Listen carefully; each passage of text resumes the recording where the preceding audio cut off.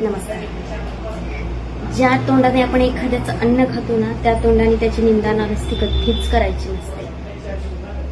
एवढा एक छोटासा नियम जरी पाळला ना, तरी दुसऱ्या व्रत वैकल्य आणि साहसांची गरज नाही लागणार आणि नसती पापांची झंझट आपल्या डोक्यावर.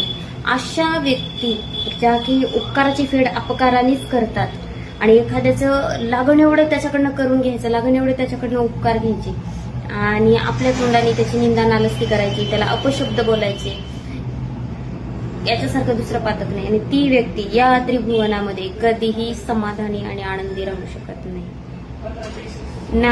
आणि आपल्याला जर तसं जर जमत नसेल तर कधीच कुणाचे उपकार घ्यायचे नाही, कुणाच्या अन्नाला शिवायचं नाही, कधी कुणाचा कसलाही उपकार घ्यायचा नाही.